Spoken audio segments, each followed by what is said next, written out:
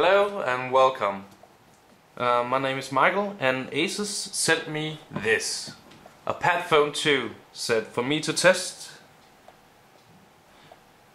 In approximately a month I will have it to test, so I will recurrently upload videos about my experience with it, and in the end I will make a full review of the handset and tablet and tell you what I think about this product. I'm very excited about it. I was also very excited about the first Padfone, but didn't buy it because it was the first iteration and it was a bulky thing, and as far as I can understand it had several problems. But they should be fixed with this, the second iteration of the Padfone Vision. There's just one problem. They kind of handicapped the Vision a bit and removed the keyboard dock for the tablet also. So we'll see about what they have done with this new iteration. Firstly, get it out of this.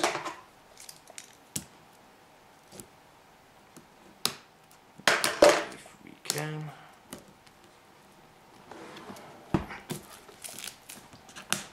we go.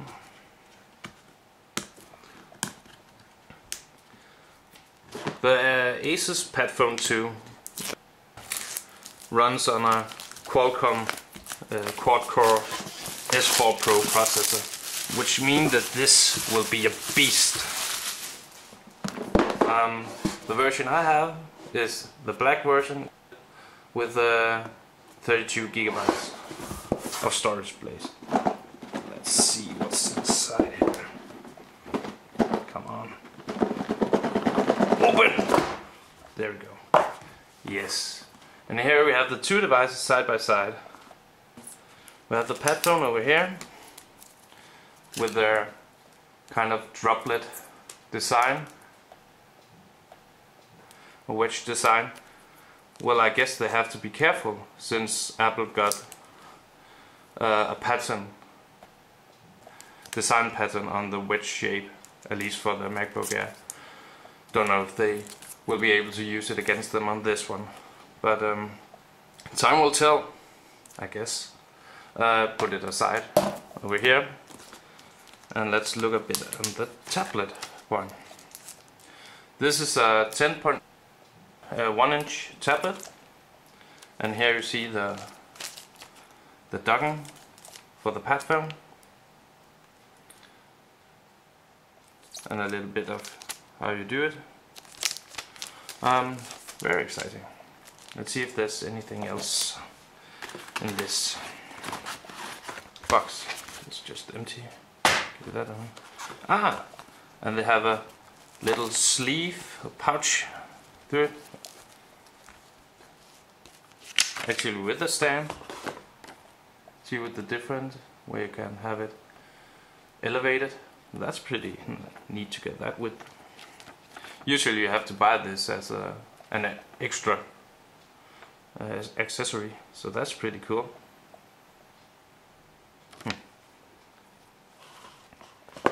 And a little cloth. You see, this is the same design as they use on their Ultrabook, the UX31A, at least. It's very nice. It feels fairly high quality, so that's nice. What else do we have? Oh, bunch of papers. Yay! Snap guide. Warranty. Important notice. I will bet you these important notes are not really important. Yeah, safety. Yeah, nobody cares about that. Some warranty and some more warranty for the station. Yeah, the same old bullshit that's always with. Here we go. Here we have some more. A data cable, and they have done something weird. You might see that this does not look like your average micro USB, and this is because it's their own 30-pin connector. And yeah, Asus, what the hell are you doing? But we'll be back on that. At least it should be it should support the micro USB still. So this is just an expansion of that, but it will be, how do you say it, interesting to see how this actually works, because as you can see, this is bigger than your micro USB. It kind of heavier micro USB in there than these things poke out. So it'd be exciting to see if it will be loose when you put a micro USB plug in it. Then you have some earphones. Let's look at these. Oh, and these paddings, and a little control unit with one button. Guess it's pretty much only for taking calls. I don't know why they don't do it anymore. They could put some kind of music control on these things. That would be nice. Some more. There you have odd-shaped ears that are not the default. You can have for smaller and for bigger holes. And then we have a power connector, which is just USB, which is nice. It means you can use it for other devices too. Though this is probably a lot of amps. It's probably 2. I don't know if you can see it. No, you can.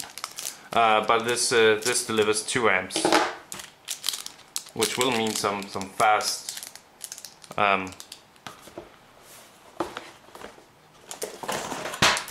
yeah, some fast charging of the battery. Get rid of some of this. Okay, let's look at the pad for some time, because they have done something very interesting with the resolution on the pad.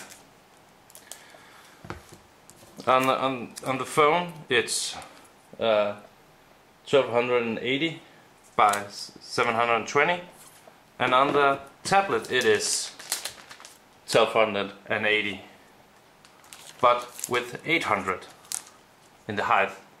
So the resolution is pretty much the same on the tablet, but it's quite bigger, which also means the PPI will be much lower.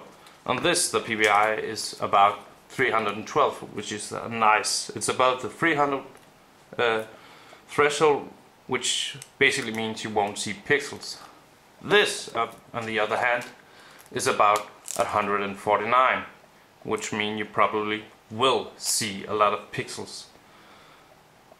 This is just a hair better than the PPI on the iPad 2, which we all know now is not the best screen out there. So it'll be interesting to see how that works out. If it will be a better experience when you're surfing, because you do have the bigger screen, and it might be more comfortable to read on because of the bigger screen, but will it hurt my eyes alone because of the low PPI?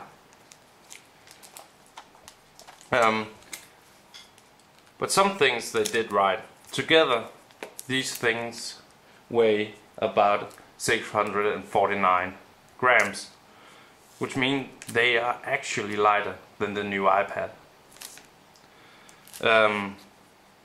Not by much. It's about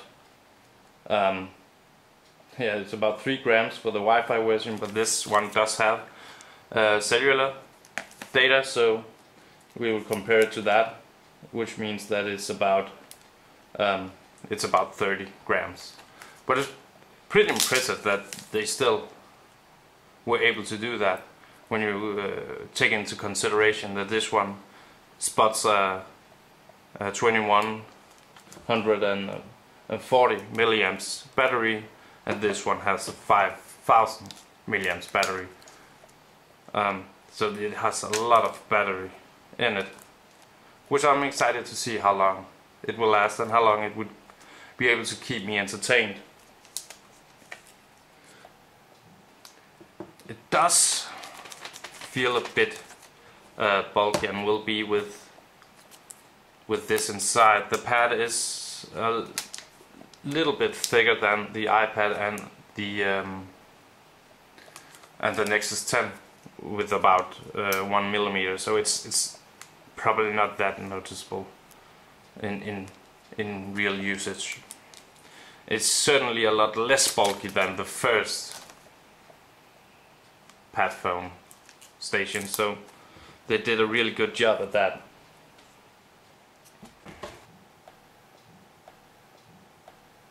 This is a monster of a phone. As I said, it spots the Qualcomm S4 Pro quad-core CPU with speeds at 1.5 gigahertz. It also spots 2 gigs of RAM, so this should be really smooth. It is upgradable, at least, to Jelly Bean. I don't know if this one has been shipped with Jelly Bean or has been shipped with Ice Cream Sandwich. When they did release it overseas, it did come with Ice Cream Sandwich and was later upgraded late last year to Jelly Bean. So at least there's Jelly Bean on it, which means that this should just be flying and really smooth experience. Well, let's just see. Take this off here. Oh yeah, Michael Fisher style. There we go. And this one too. Let's see. We have it there. Oh yeah. It's only on the back, it's actually had some adhesive. I bet this was supposed to to be here to show you how to put it in. Yeah, that's fine. Well, let's look a bit about the buttons on this. Up here you have the power button, and here you have your volume rockers. You have this weird duck connector, which is proprietary Asus 30-pin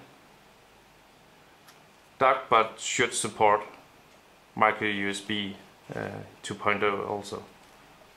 So I'll surely be investigating how this actually works, because it's a weird choice to make when you have a standard and then break it. Guess what we have here? Don't know. And then we have a speaker over here. Be exciting to see how that works, if you have to cup it like this to actually make it work. See there, and the duck. On the phone we have the power button, the volume rockers. Down here we have the same kind of 30-pin duck, and then we have 2 holes here, which should, I don't know if you can see it, have it fixed with these things in here.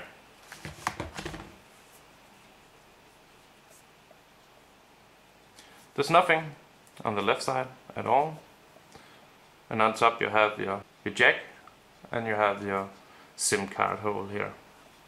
Back here we have the speakers, the grill here, placed a bit odd compared to other devices. Usually they place them down here.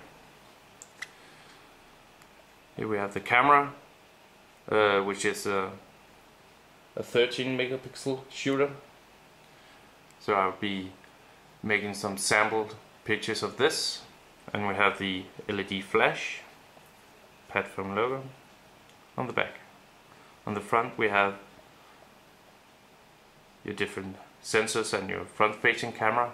The front-facing camera on this one is 1.2 megapixel, and the front facing camera on the tablet is a 1 megapixel, so that is also a bit less than on the phone, which is weird in a way, because I would think you might use the front facing camera more on the tablet to do Skype, but maybe that's just me. Also have the grill for, oh well, it's not really a grill, the speaker up there, and you have your microphone down here as well. Well, that would be all for me, and thank you for watching my video. Remember to subscribe to see more of this little experiment that Asus has put my way, and like the video if you like what you saw. Bye.